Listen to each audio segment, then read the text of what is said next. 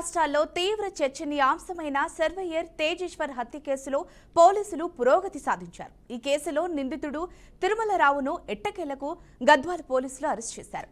తేజేశ్వర్ భార్య ఐశ్వర్యతో ఎప్పటినుంచో వివాహేతర బంధంలో ఉన్న తిరుమలరావు ప్లాన్ ప్రకారమే తేజేశ్వర్ను హత్య చేయించారు.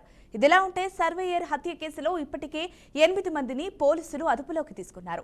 ఇందులో తేజేశ్వర్ భార్య ఐశ్వర్య, ఆమె తల్లి సుజాతతో పాటు హత్య చేసిన సుపారి గ్యాంగ్ సభ్యులు 3, వీళ్లకు సహకరించిన మరో 3 నిందితులను పట్టుకున్నారు.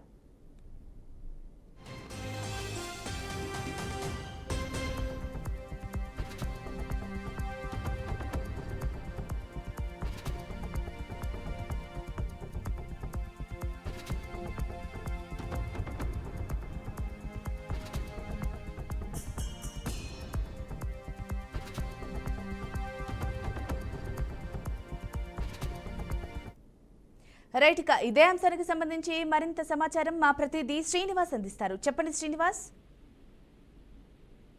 Good afternoon Jhansi.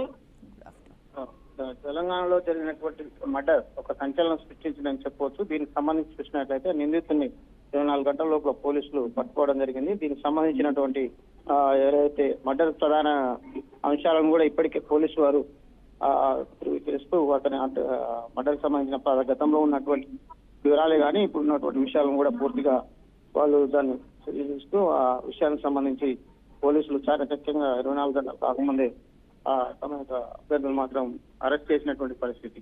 ఇలాంటి పరిస్థితులు పునరావృతం చూడాలంటే ముందస్తుగానే ఏదైతే ఎవరైతే పోలీసుకు సంబంధించినటువంటి నిఘాని తప్పు పట్టిస్తూ అనేక హత్యలకు పాల్పడుతున్న అనేక మందిని కూడా పట్టుకోవడానికి ప్రయత్నం చేస్తూ అందులో భాగంగా జరిగినటువంటి ఈ హత్యకు సంబంధించి 24 గంటలు కాకముందే పట్టుకోవడం కూడా జరిగింది.